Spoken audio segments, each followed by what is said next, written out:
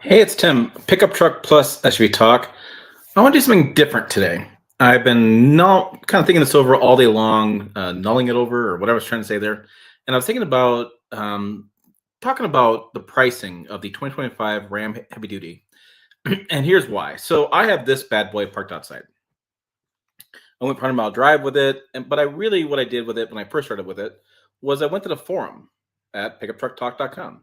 I talked to the audience and I said, what do you guys want to see from this truck? What questions do you have? I mean, I'm always kind of a little late to the game, behind TFL. They always get it first, that kind of stuff. That's fine. But I was like, what do you guys want to know about this truck? And so Fight and Fire, who's a member over there, a great moderator, been a good fan of the channel. He buys fleets or runs fleets in the southwest part of the United States. I think Southwest, I may get that right. And he was like, well, I want to know if Ram has gotten really expensive. It's got a great interior and got great exterior, but is it really worth the money versus a Chevy or a Ford? And I thought that was a GMC, excuse me, as well.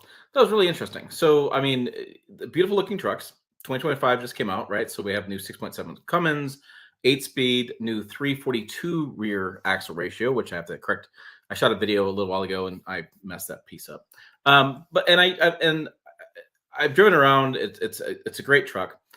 Really big fan of Cummins. Big fan of the truck overall. But the question was, this is $85,000. Starts 64. The Cummins adds 12,000. I got sport hood. I got level 1 equipment group, and I got some color. Comes up to 85. Okay. Now, yes, this truck is built in Mexico. Yes, tariffs going to come full fledged. I don't know what the price is going to be next week. I don't know. I'm just going off what I know right now today on March 31st at 6:02 p.m. that this truck's $85,000. So I am curious though if Fight and Fire, again, moderator who's right, he asked the question, do you get more or less with this truck? And it's been interesting having a YouTube channel now over the last 8 years or so. Going on 9 years. Wow, time goes fast. It's been interesting to get you guys this viewpoint on this stuff because I didn't realize when I first started doing YouTube how well Dodge at that time had become Ram, had become known as a cheap truck. And bad quality, cheap truck, you got what you pay for. And now we have a situation where Ram trucks are more expensive. We have a new tungsten trim on the 1500. We've raised prices, which have raised expectations, as they normally would. The question is, are they more expensive? So what I did was I decided to pull up some information for you guys, kind of, talking about what's going on with these trucks. And we're going to go through this. I've done these videos before where I do like a build and price tool thing, but I thought it'd be interesting to do like more of a fan interaction. Because when I do these videos, invariably in the comments, somebody says, hey, you didn't do that trim with that engine, or you didn't click that option with that one. And that's why the price turned up. So I always make some sort of small mistake, which is just inherent part of my business, which sucks. I hate making mistakes, but inherently it happens. So I thought, let's just do it together. Let's just make this a fan interactive process. Let's talk about what's going on. So let's recap here. So this is Stellantis website. This is where I go as part of the media. Ignore the phone numbers. He won't answer your phone number. He won't answer your phone. And there's no business. He only talks to media. So Ram heavy haulers, this is their press materials. But basically what they're saying is that new this year is a 6.7 liter inline high output turbo diesel. This produces 430 horsepower and best in class standard 1,075 pound-feet of torque. Now, you'll see some argument back and forth with that. 6.4 liter Hemi V8 delivers 405 horsepower and 429 pound-feet of torque. So they have two choices.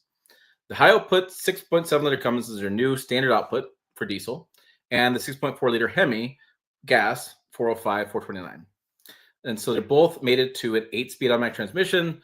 The 36,610 pounds is max towing capacity. They reduced the rear axle ratio to 342, and the reason for that was they added 2 more speeds in transmission. So as I talked about in the first drive, when I towed with this 19,000 pounds with the Doug Killian, we talked about this, where you added more speeds in transmission, you can lower the rear axle ratio and have the same net result when you're towing. You're not losing any power towing because you have additional gears. You set the gearing up to basically to mimic the taller gears in the rear. But it also means when you're unladen and not towing, you have a lower RPMs driving down the road. It's more efficient that way. Does that efficiency mean a dramatic increase in fuel economy? No. No, I have a video coming out. I don't know, tomorrow, this weekend, whatever, maybe this weekend, about driving 100 miles. I had really good results. A lot different than my friends in Boulder got from their video. But you're not looking at dramatic increases. Remember, you still got a 3/4 ton truck. You still got a heavy truck. Okay. So they talk about 0 to 60 times, which I always find kind of humorous in heavy duty trucks because I don't know. I guess if you're towing, would be a big issue, but not really. They have the best riding, which I'll show you some video going over a train track. Woohoo! Ride the Bronco. Here we go. We'll go train tracks. And we have the new grill, standard headlights. They made a change as well. The new 14.5 connect system, and they have power on board, 2.4 kilowatts, and a manual shifter or column shifter. So that's what they have going on. They start at $47,560. I can't see your comments just a minute. I'll come back to your comments. The 2023 Ford Super Duty, which is interesting, they haven't updated their newsroom since 23. And the Super Duty to me is late to market. I still have not gotten one as a media press loan. And I've talked to the manager and part of this, and she said they're still working on getting them from the factory. So they've had a lot of delays getting the Super Duty out. And they're probably dealership lots.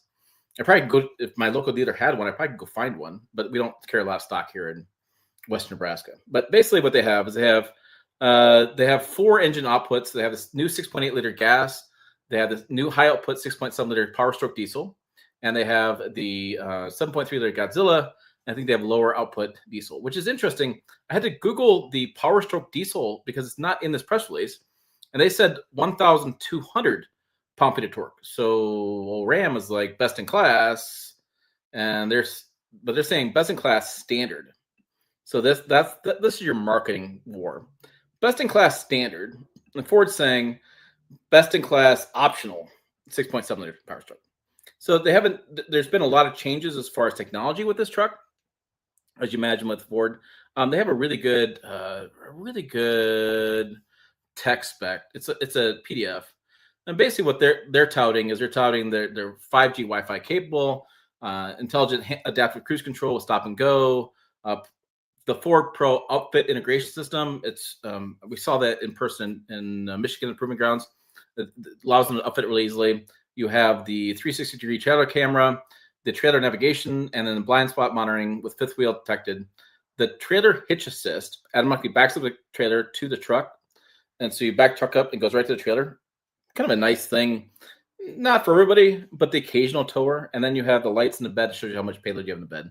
And then you have some power on board options as well. So that's what they're doing. And the onboard scales, we're talking about payload in bed. Chevy haven't done anything in a little while. They're saying that what's new for their model year is front rear park assist is standard. Adaptive cruise control, finally, is standard on high country. Now, there are those people that don't like cruise control, adaptive cruise control, excuse me. They love regular cruise control. I get it. But at least it was such a weird miss from them. Kind of shocking. 20-inch wheels, Trail Boss, season 1 Trail Boss as well. So they don't, then they have the 6.6 liter Duramax, optional, 470 horsepower, 975 pound-feet of torque. So 10-speed automatic transmission. So the torque numbers are between 975 to 1075 to 1200, depending where you're looking. And GMC even has less changes for 2025.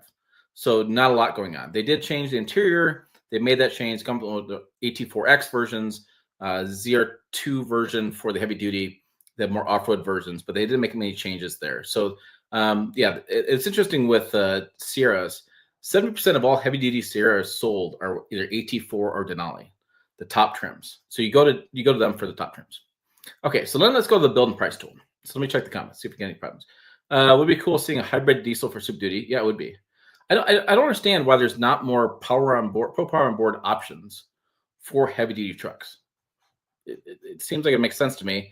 I know a lot of people around me here are horses, hauling horses. They rope them, and the what do they call them? Team roping. I have a friend who does team roping. They live in their trailers while they're team roping. It seems like it'd be an issue thing. Off-grade camping, boondocking. So it seems like the thing. So this is where heavy duties get tough because you start talking about the 3/4 ton or the 1 ton, and then we can talk about chassis cab and stuff, but that's more commercial. So the difference here is about $1,000 from starting price. Okay. Well, so what's Ford's difference here? Let's go Ford vehicles, trucks. Let's just go Super Duty, and let's do build and price. Okay. Build your own. All right. So Ford from 250 to 350 is about $1,000. So they're about the same realm. Interesting thing that Ford does, they include the F450 as well. And the reason they do that is snarky, in my opinion. It's a little bit behind the scenes. You can order the F450 without a rear bumper as like an upfitter option. Because of that, it still fits in the same weight class heavy duties do. And so they end up claiming best in class for towing and payload because of the F450. It's a really it's one of those things. You just got to you have to be where I'm at. You have to know that thing, and it's I don't like it, but that's what they do. Chevrolet. Let's see, vehicles, trucks, of course, heavy duties. So their price difference, building prices. All right, so their price difference between the two is a little more, well, right around $1,000, so $1,100 or so, right in the price difference. And I'm going to guess that GMC is about the same. I'm not going to deal too much with GMC because, again, I'm going to rely on Chevy. Let's just be more clear about that one. 3/4 ton, 1 ton, price difference about $1,000. So they're all starting price. I don't want to do a quote. GMC is the highest, right? Let me close these windows. Go away, go away, go away, go away. Okay, so GMC is the highest. Ram starts a little bit higher, 45,565. But what's interesting is I'm looking at this graphic, and this looks like a double cab. So let's click into this. These are always things I learn. I love this. I love building and pricing trucks. I always tend to learn things I didn't think about before. It didn't, dawn on me. But they have 45, and they don't show a regular cab. There we go. There's regular cab. So regular cab tradesman's 45,565. That's a 2-wheel drive, regular cab, 8-foot box.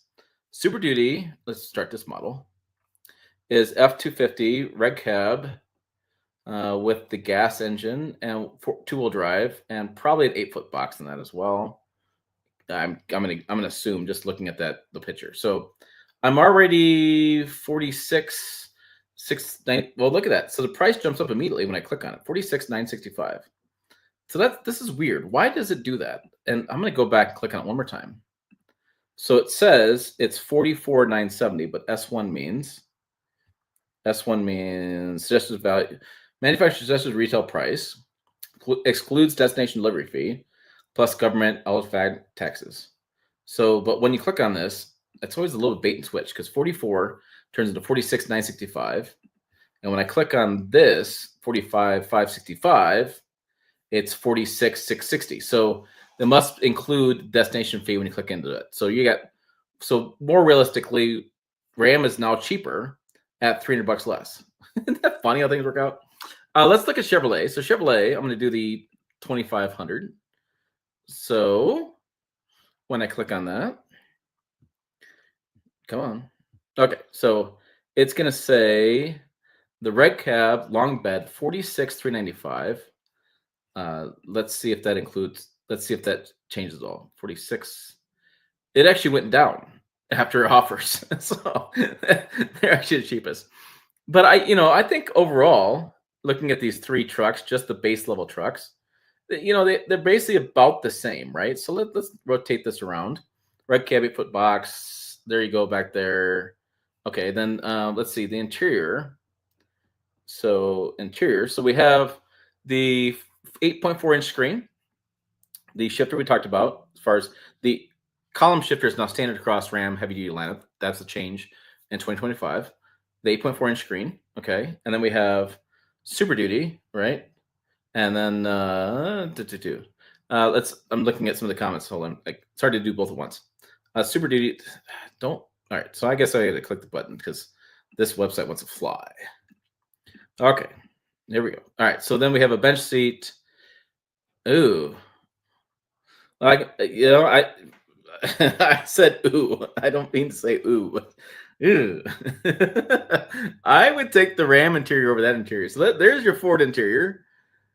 There's your Ram interior. I kind of think it's night and day. I don't know. You let me know, guys. What do you think of that? So the 2,500, so about the same tow mirrors and stuff. And it's interesting. I don't know why GM still sticks with these tow mirrors on the body panel, not on the triangle. I've talked to other engineers about this. they're just like, man, there's a lot of strength in this triangle. Why would they put it down there? And I understand they want to be able to look over top of it, but I can't imagine these tow mirrors in 10 years not looking like saggy, not saggy falling down. Kind of my thought. All right, so coming around, no spray and bed liner, Steely's, yes, we get it. Okay, so we're let's take it to click interior. Okay, ooh, yeah, if you're looking at interior and maybe you care about this, maybe you don't care about this as a fleet guy, I gotta give it to Ram. I think Ram wins all day long in interior. Okay, so there's and that's kind of what friend Fight and Fire was saying. It's like interior wise, you can tell Ram wins, but is it more expensive? So I'm at 46,660. What I tell you on the Ford? 46,965 and 45,395. So let me think what you guys have. It's too bad you can't get the XL off road. You can't get the 7.3 liter V8. Oh, yeah. So the 8 speed is just a grainy first and another gear behind the ASIN second and third. Overdrive splits are better. We guys have a lot of conversations now about that. So the 8 speed, depending on if you're tow haul mode or not, they will adjust the way that 8 speed reacts to that. No, so you say you still need the 373 rear option. It just depends on the setup with it. I towed with it, and I didn't feel like I needed a 373. It's interesting how much automakers are going down in rear axle ratios. They all are. And I remember doing a Chevy drive back in 21, maybe, or 2020. No, not during COVID. Maybe it's 2017, and they had even dropped the gears. And so if you can reduce those gear ratios because you have additional speeds, as long as you have electronics to change the drive modes to make it work differently. Your final drive ratio is about the same. So let's see. So I guess that's looking at what else you guys look at. Look at options. From a fleet guy, I'm thinking that the Ram is still fairly inexpensive, although the Chevy's got some discounts on it. You can tell with those offers. Max trailing package. What's this? Oh, this is where you can do the heavy duty 3/4 ton. So this was really funny. I guess funny story is I went back, thinking back in time. I was doing a press launch for this, and they talked about this. And I said, okay, what's the advantage? What is the payload and towing of this package? And they're like, well, it's close to 3/4 to a 1 ton. I'm like, okay, what does that mean? And they never get back to me. And to this day, there is no trailering chart for Chevrolet or GMC. A trailering chart. So Ford has this. So Ford Super Duty towing chart. You can pull up. Yeah, it's probably this one. This is PDF, and it's really cool. So you take this 9 pagers, and you can go through and you can look up your single rear wheel. You can look up your rear axle ratios, your turbo what engine it is, and then you can match up what your towing capacity is based on your crew cab, super cab, or regular cab on your bed length. And I find this to be really helpful and knowledgeable. And to this day, Chevrolet does not offer this. And I've asked them a bajillion times, and the guy who was my contact for this just quit last week. So I guess I'm never gonna have any answer to why they don't have this. But this is the chart I think every automaker needs to have because it makes things a lot easier to order. And so looking at that, so we have max trailing package. We can add that for that setup. Other options. Tonneau cover, gooseneck, fifth wheel, assist steps, work truck convenience package, premium. Okay, winter grid. Okay. So looking back though at the max payload of this truck, I want to say we go back to the screen. So if I go all the way back, if I do this, 2024 Chevy Silverado 2500 max payload. Sometimes they'll tell, so they'll tell you max payload, which is interesting. That says 3,395 to almost 4,000. The Ram I have outside has payload of 2,100 pounds. So I wonder if that shows up if Google is correct. Is the AI correct? I've had some issues with AI lately. Payload capacity. Maximum is 4,240, but they don't give a range. Yeah, maximum. So with the Cummins, the maximum's down quite a bit. This must be with the gas. So we'll have to do maximum payload Duramax diesel. because when you add the diesel, you lose payload. You should. So you get, well, it says you get more payload. So the payload for the max payload, so max payload and max conventional towing is higher on the Chevrolet. I'm looking at, yeah. Um, let's see, Ford. So let's see, 2025 Ford Super Duty max payload for the Power Stroke. Okay, so the max payload for the Power Stroke diesel is 4,048 pounds, max towing capacity 22,000 pounds. Fifth wheel. So what do we say the Ram was? 4,420, 4,048. But that's for the Hemi. Yeah, the high output Cummins 2,740, while the high output Power Stroke 4,448, and the high output or the Duramax is 3,015 pounds. So that is quite a difference. That's scratch back here. 900 pounds difference there with the diesel for the Cummins. Now let's go back to build and price. Is that because you can only get that diesel in certain trims? Where is that? So engine options, interior. Okay, come on. I think you can get this diesel in this Raider cab. Why am I missing this? Okay, powertrain. Well, no, I want building price tool. Yes, continue building. Keep me in there. All right, let's go. Come on. Okay, interior, packages, powertrain. Okay, that's where I had to go. 6.4 liter V8. And it does have a 410 axle ratio for the 6.4 liter V8. But there's no Cummins there. Huh. Always interesting to me. That's a two-wheel. So I think the issue was it's two-wheel drive. I have National Director of Sales Brent in my head. I remember him saying something about this. Let's go four-wheel drive, and let's check powertrain. Aha! So four-wheel drive powertrain, which I believe you told me that they got rid of the two-wheel drive tradesman with the Cummins because it was such a low take rate. Nobody was buying that. Nobody cared about that. So you can add that for $12,595 more. So I'm at $62,185. Now for the Super Duty, what happens when you add the diesel?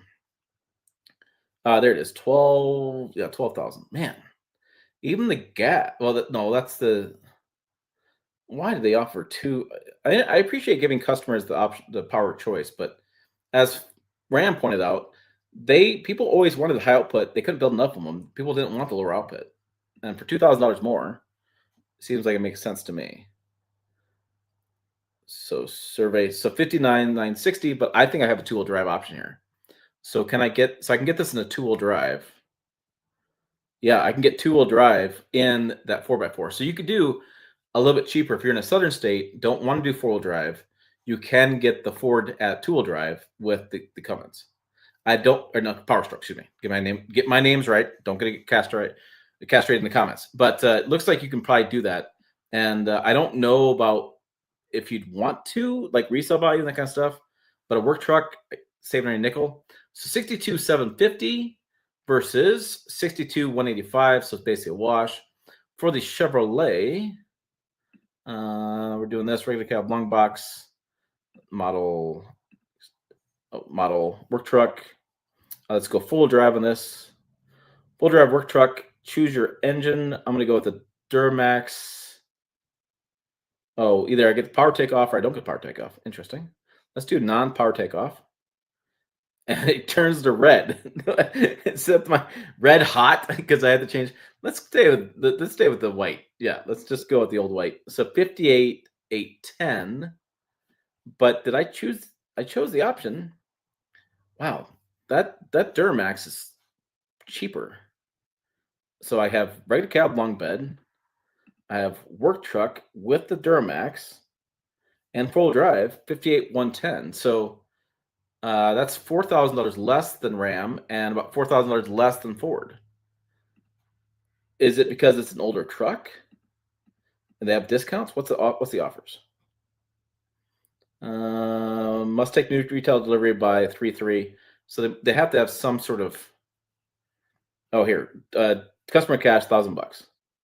That's it though. All it was $1,000. Huh. So Chevy looks like it's the cheapest so far. If we went GMC, it'd be it'd be expensive. We start at 65. Can't even start with that 65. So I the payload numbers are interesting. Yeah, higher GVWR in Ford and Ram. Ram won't do that. That's why Fighting Fire's here talking about stuff. That's why the Ram payload is always so low. So you do, I would agree with Fighting Fire here. You do get less payload and less not capability, probably, if you look at it that way, than you would the Ford and GM for the similar price point you would with the Ford. Huh. So I wonder if there's a Ram. Is there a Ram towing chart? 2025 Ram 2500 towing chart. Not saying I don't think. I do not think that Fighting Fire is wrong. But I'm just curious. There's a towing chart. Okay, towing chart, jury towing chart. So 2025. Okay, open vehicle towing chart. Yes. Okay, here we go. Did I still have the Ford one pulled up? Or did I close that one?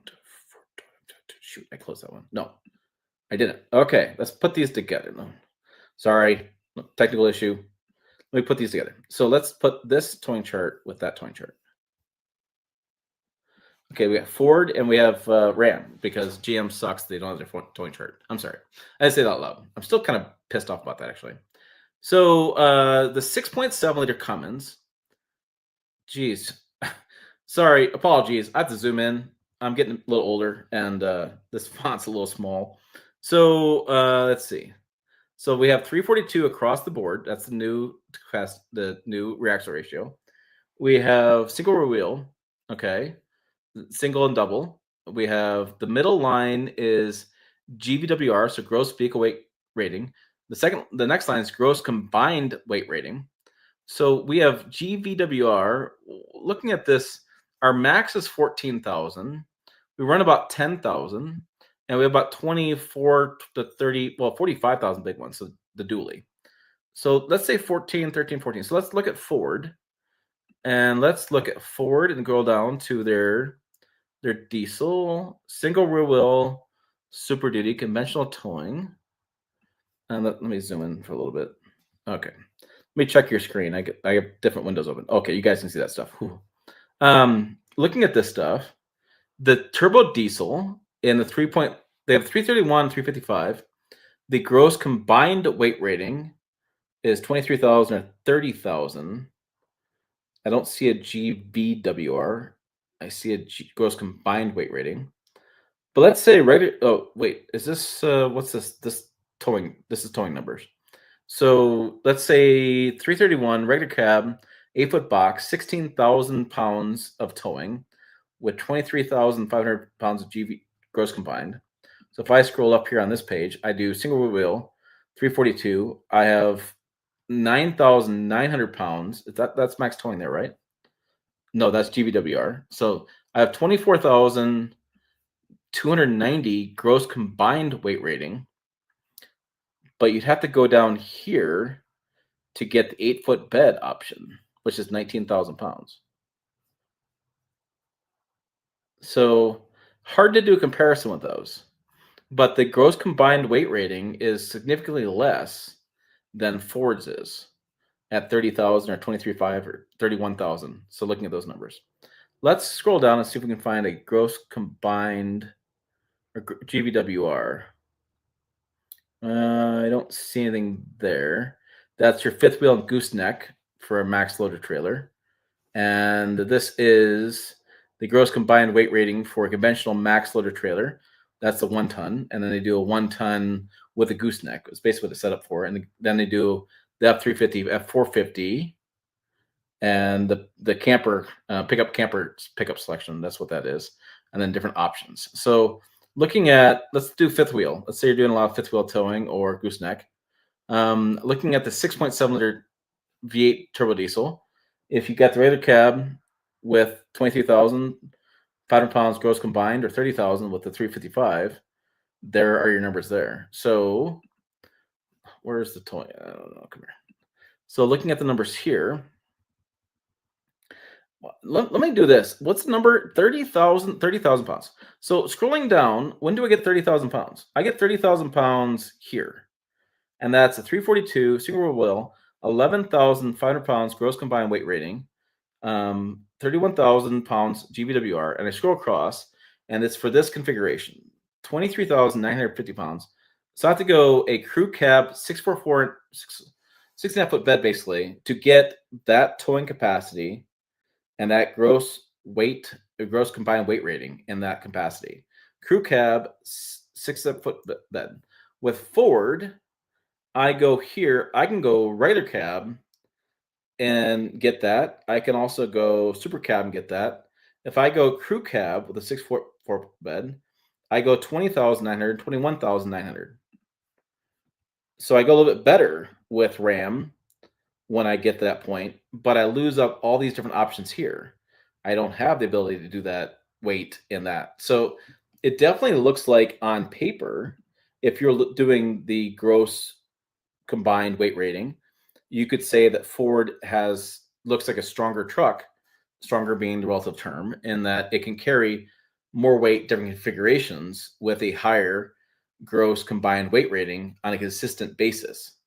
In the turbo diesel. Now, this is the high output. I'm sorry, I'm one line off, but the high output turbo diesel was about the same numbers. So even actually a little bit better on the 355. So interestingly enough, that Ford doesn't offer a 350. They only offer a 355 on the turbo diesel. They don't even offer a 373 until you get the gas. And Ram is doing the same thing by going down 342 on that as well, because again, going multi speeds. I know Doomsday Diesel says he wants the bigger gear ratio because he wants 35-inch tires, and so it's going to be, you have to figure that one out. But it's interesting. So is the Ram cheaper truck? Do you get less? Yeah, that's 3,500. Did I mess it up? Fighting Fire 35. Oh yeah, is that 3,500? Oh, that is 3,500. Yeah, so I can't get a 25. So 2,500. I can't even get 2,500 and 3,000, 30,000 pounds. I have to go down to this one. Thanks for that for Fight Fire. Is 19,800 pounds. That's a crew cab 644-inch bed. It's 28,000 pounds of gross combined weight rating, and you have to go down to a regular cab 8-foot bed at 27,820 pounds to get 19,000 pounds of towing. So, but I think you're right. I think you're absolutely right looking at these numbers that Ford offers you more choices across the lineup there to build what you want. And also B, you can get more, you can carry more in the gross combined weight rating as far as that goes with the different towing. So you have more capacity at those pounds. Now, I think the question though is going to be, and I asked this question at the press launch, what happens when a brand goes from like 30,000 pounds towing to 32,000 pounds towing, right? So your max towing goes up like this, or like, I think Ford went like 35,000 pounds of towing, and it was a big they had a big rolling billboard. It was like the letters were like 15 feet tall. So what happens when you do that? What does that mean? I think I looked it up back. I think I looked up back about 5-6 years ago. 32,000 pounds. I think it was 32,000 pounds was like a small FedEx semi. I'm like, who is going to tow a small FedEx semi with a 1-ton truck? Not saying you can't do it, but would you do it? And if for a fleet person, right? For a fleet person like Fighting Fire, does that capacity matter at some point, right? So does it matter if my truck can tow 15,000 pounds and your truck tows 13,000 pounds? Is that a difference? I think that would be. I think that would be a difference. I think you get about 20,000 pounds. It's like, is that big of a difference? Then you get 30,000 pounds, and it's like, okay, maybe there's not that much difference anymore, because I think once you get above the 30,000 pound number and get that realm, I think most of our guys, and most companies are going to a semi truck anyways, just for an overall smoother driving experience. I towed, was it 35,000 pounds at Forge Proving Grounds, and I will never do it again. It was fun to do, but I would never do that again. It was nerve wracking as hell to do that. So interesting numbers. So I think, like I said, I want to do this interactively, and I thank you for being on here because I'll correct me, make sure I get that information right, and make sure you ask the question because I want to make sure to look up for you as well because I want to know what your overall thought is. But I think it's a very interesting conversation to say you can get a nicer truck, a nicer interior, a nicer exterior for the same amount of money you can with a Super Duty. Can they tow 40,000 pounds now? Good Lord. Did I tow 40,000 pounds? Oh, that was 35,000. Maybe it's 40,000. I max towed whatever the hell they had that, and I will never do that again. That was it could do it, but it was nerve wracking. So, and sorry if I got the number wrong. Sorry, thank you, Andrew, for pointing it out. It seems like every year the number goes up a little bit. I know it doesn't anymore because we have new truth in towing, which is the J2807 standard, but it just seems like all the time that happens. So I think again, to kind of put this in conclusion a little bit, nicer interior, nicer exterior with Ram for the same money you can with Ford, and with lesser money with GM because they have a deal on theirs right now. I think it's kind of, let's make sure it's apples to apples, but it looks like they're starting price a little bit cheaper too, even with the customer cash. I think you can tow more for the dollar with Ford than you can Ram. And who the hell knows GM because they won't update their damn document. So you have that going for you. So it really comes down to what you want from that for that capacity, as far as from a fleet customer capacity. Now I will tell you that I'd like to buy the top dog. So let's have fun. If you had $1 million and you want to go back here, I want to continue. Let's see. So let's go build the most badass version of each truck. All right, limited. Boom. 4-wheel drive. Gotta have 4-wheel drive. Crew cab. What's the difference? So I was checking out the mega cab, and I've been curious about this too. What's the price difference? So I'm at $76,390. Mega cab is wow. That's like okay. Crew cab to crew cab. No, crew cab. Okay. It's 10 grand. No, 2 grand. $1,200 more. I must have been 8 foot. I don't know where I was at, but that was a big price difference. Okay, so I'm only adding $1,000 or so, $1,500. So $90,500 for mega cab, and crew cab is $88,985. Okay, not bad. I don't need the mega cab. It is a cool cab though. You talk about riding in style. That's a limousine back there. So limited.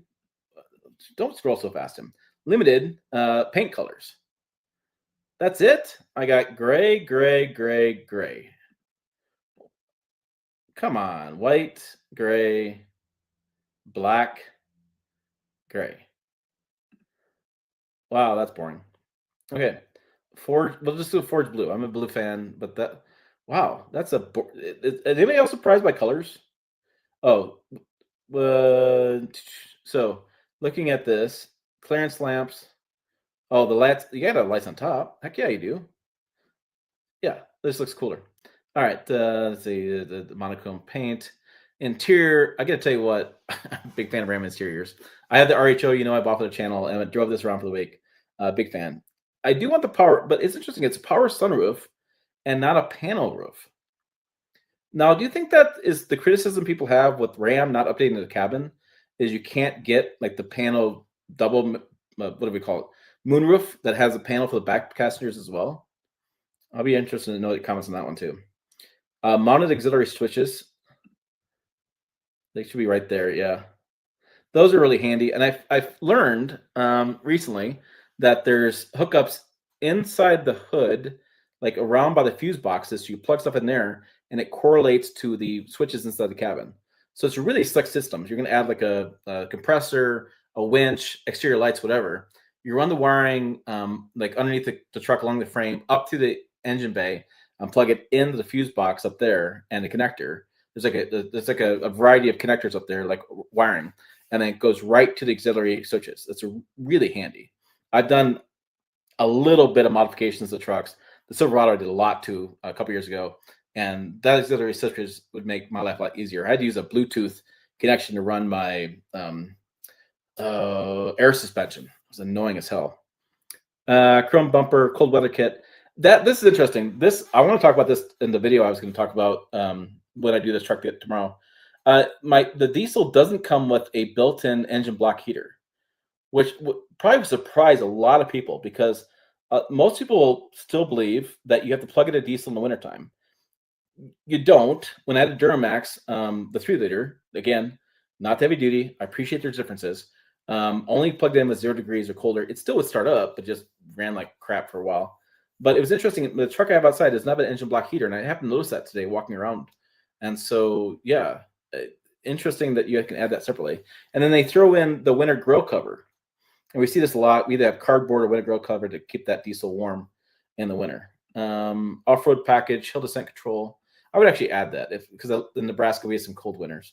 Off-road package, front tune suspension, hill descent control. I like this. I like the off-road package. Not so much for off-roading as is wintertime stuff. You never know, you end up in a ditch. Is what I want to say. End of the ditch. Bed utility group, LED bed lighting, spray and bed liner. I wouldn't do a spray and bed liner. If you saw my video Saturday, I put a bed rug or a bed mat in my truck. No, excuse me, bed rug. Why am I saying bed mat? Bed rug. Fantastic. Tow mode digital review package. So this is interesting. It takes the cameras that are built into the 14.5-inch screen and it puts them into the rear view camera or rear view mirror and puts them up there as a camera. So I really like this idea, and you can do a wired tow mode in there, and you can have auxiliary camera go in there as well. So it's a really cool system, and it's probably going to take some time to get people to get used to. But I really like this idea, and especially if you're traveling long distance towing something, you can immediately look up and see what's around you. It just makes things easier. Do you need it? Are you a hardcore tower? My cousin does RV hauling. He does hotshot driving. He wouldn't need this, but other people, it's just a nice thing to have. I want to say, trailer steering, tow technology, plus packaging. I don't really like to use trailer steering that much unless I have a really small trailer. Bigger trailers easy to turn up. I wouldn't go for this. If I would do it in half ton, because a half ton usually have really small trailers. In a 1 ton or a 3/4 ton, excuse me, heavy duty towing, you typically have longer trailers. Drowsiness detection. Oh, I hate drowsiness detection. Get a lot of wind. I was driving to Cheyenne with a vehicle, and it kept coming on the screen. We almost got.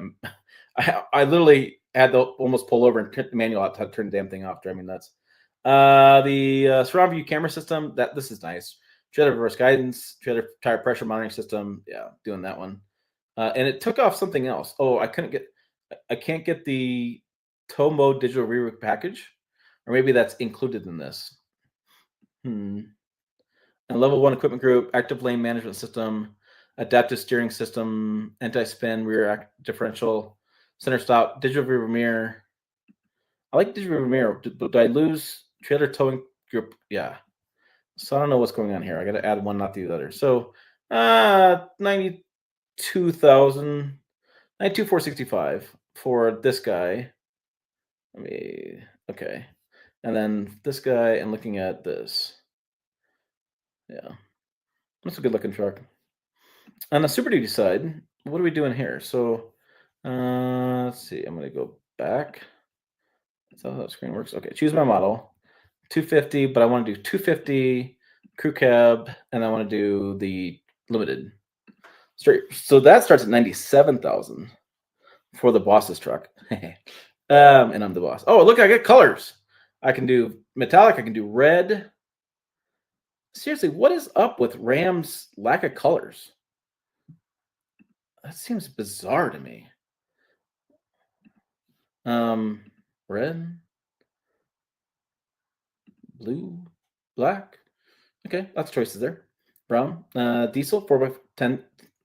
A different rear axle ratios. 355 is the top one. So let's say I do that maximum. Let's say I want to be like Doomsday Diesel. I want to run bigger tires. 360 degree, the GVWR package. I can do an off-road package that I like. Don't need upfit. I don't need a slope Snow prep. Oh, I gotta change my rear axle ratio because I have to do off-road package. Stuff drives you nuts. Wheels, tires, mirrors, tailgate steps included. Thank God. Short people unite. A wheel well liner is included. Why did this thing become included?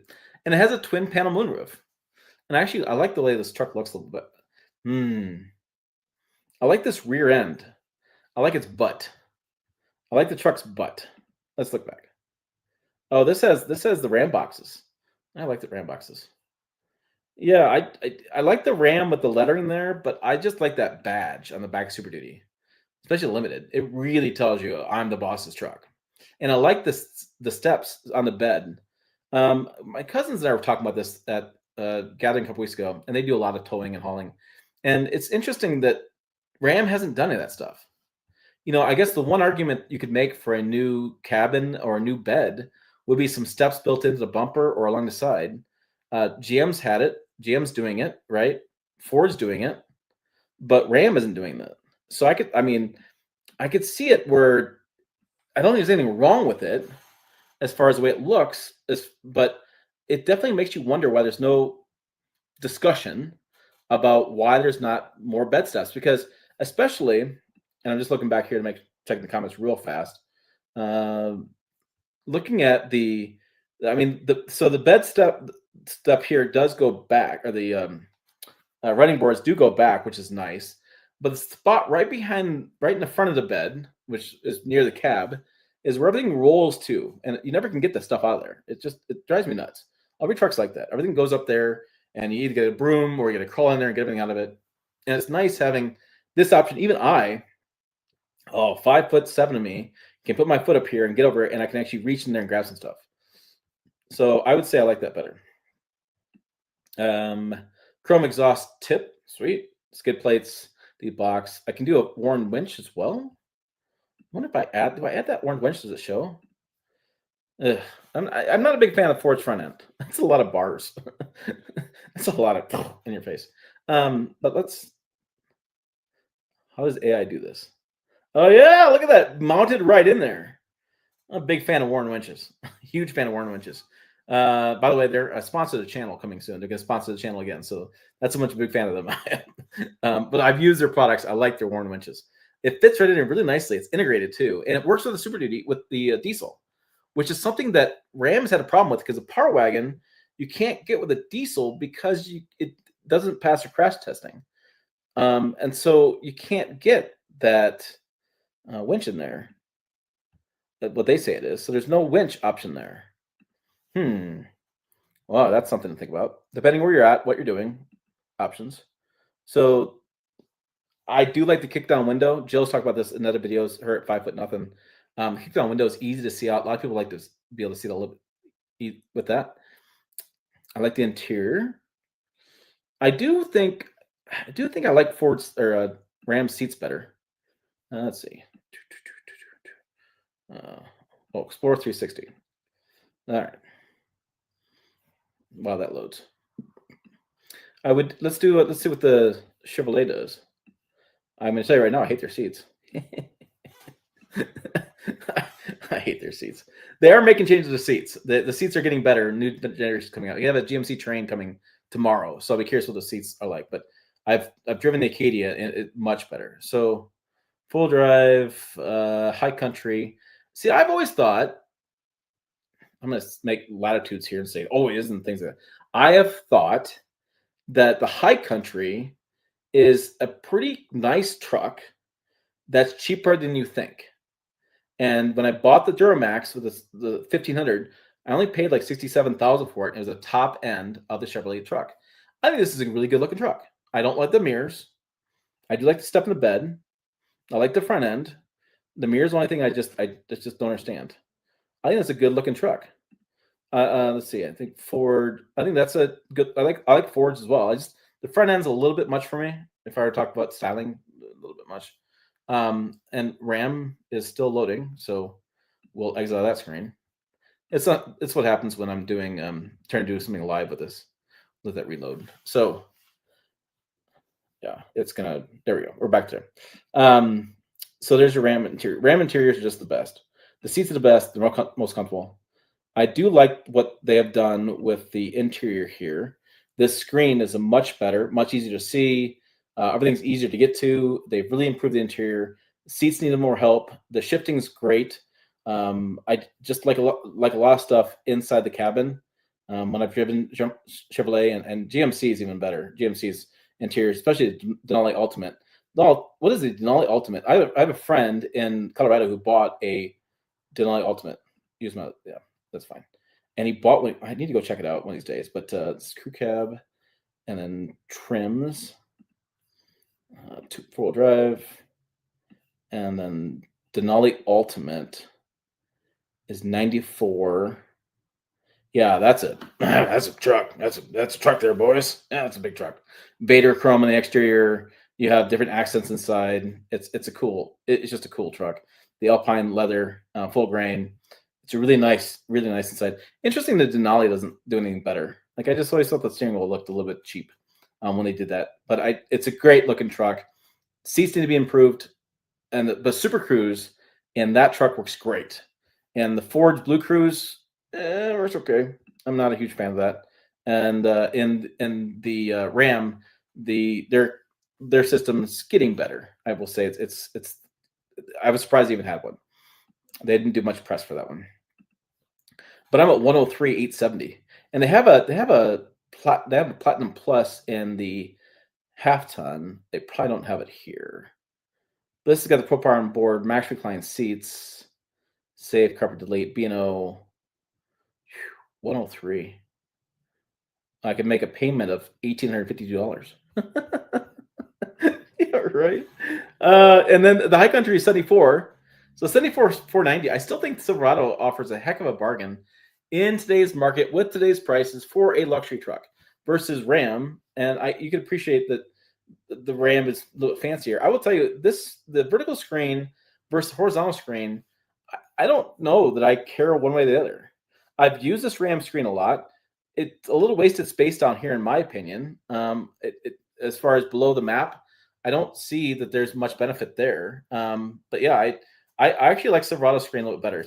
It's tucked in, it's part of the screen, and I like that on the side. I don't know if you can see my mouse. I'm gonna see if I can show if my mouse shows up. Yeah, my mouse will show up. This little screen right here on the right hand side, I make it. There's a couple different settings for it. I make it the clock, and that just looks really classy inside that truck, and I like that the best. Ford screen, if you're going to talk screens, and Ford's Sync 4 system needs some help still. It's Sync 4, Sync 5 where we're at these days. It's getting better. It's not great. Yeah, this screen, I had that in the F-150 when I had it in 21. It's not bad. Software's not bad, but I will say the Silverado screen is my favorite, and the GMCs are the same screen. I just like that screen setup. The Ford screen is a bit taller, a little bit easier to see. I hate the white background. I always change it to blue background because it was so bright in your eyes during the day. And the Ram screen is really cool looking where it bleeds off the sides. But it's just they're both kind of a coin flip, I think, depending on your viewpoint. But I did like the Silverado screen quite a bit. I don't know what it is with that screen. This one here, I find myself kind of looking down a little bit, pressing these buttons down here. Flip around. I feel like in the Chevy screen, I didn't do that as much. Maybe the icons were over here on the side. So I found it a little bit less distracting so the icons are on the bottom of the Ram screen on the side of the Silverado screen. A little bit quicker to get to, a little less distracting while you're driving. And for me, that's a big deal. The Ford screen was a little bit on the bottom, but I like the features of Ford. Ford's, what they have? They have what they call it, the zone lighting, where you can light up different portions of the truck outside was great. The Pro Power on board is great in half ton. They're not doing so much in Super Duty.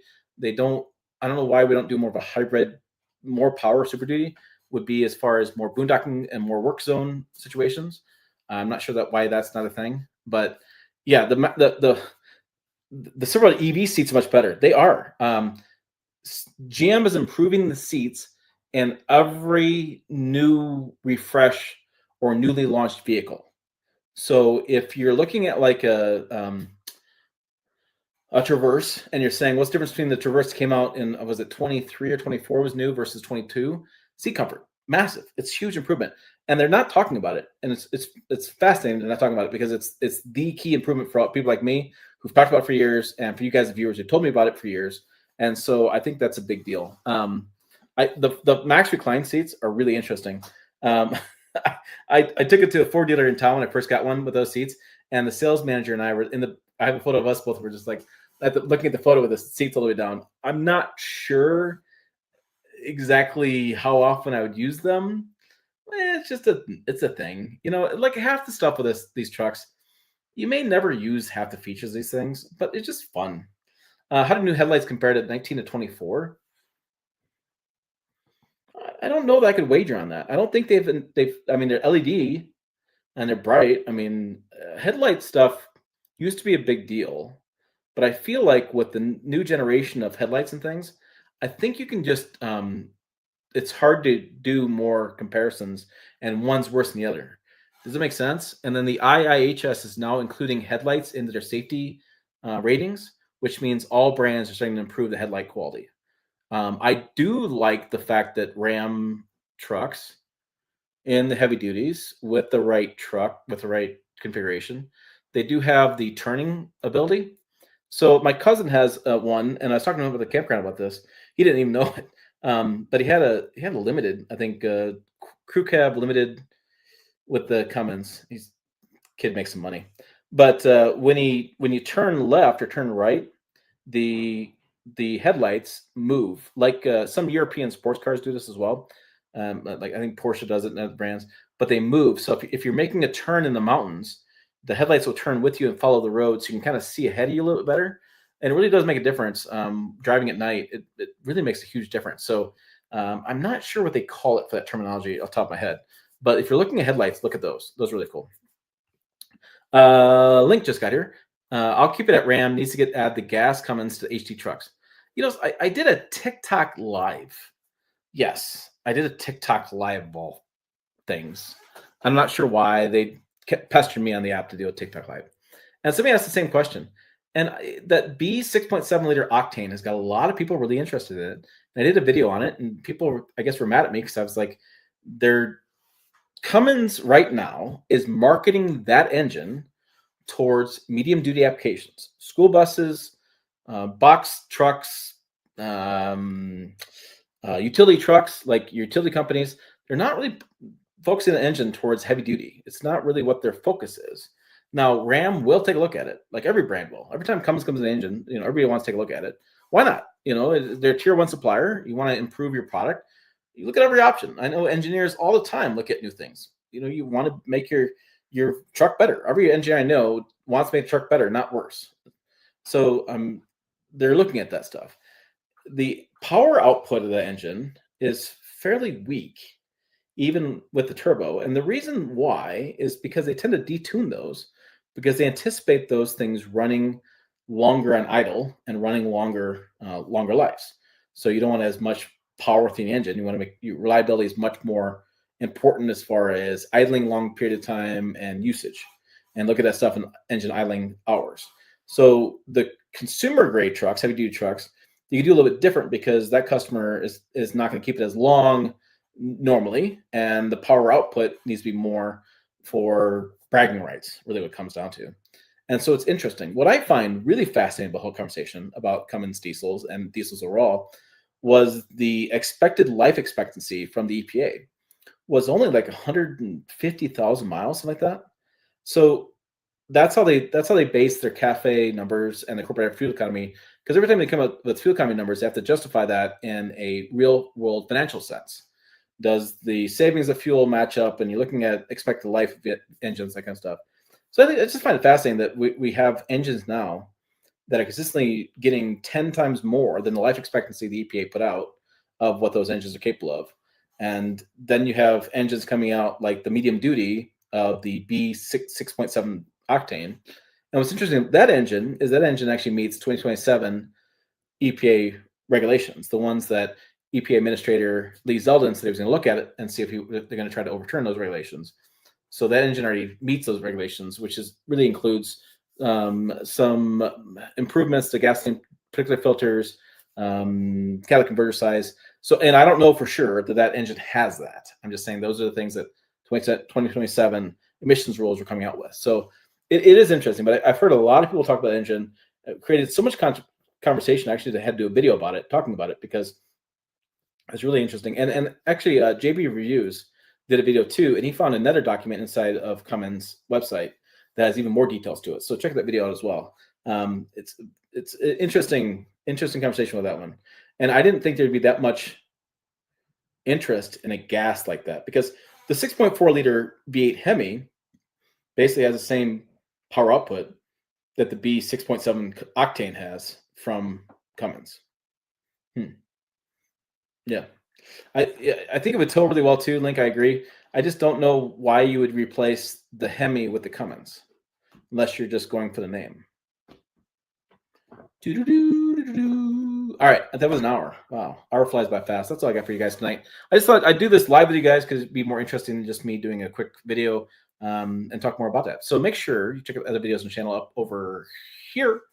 Website down below as well, pickuptrucktalk.com. Again, the story came from our forum at forum.pickuptrucktalk.com. As always, thanks for watching. I will see you down the road.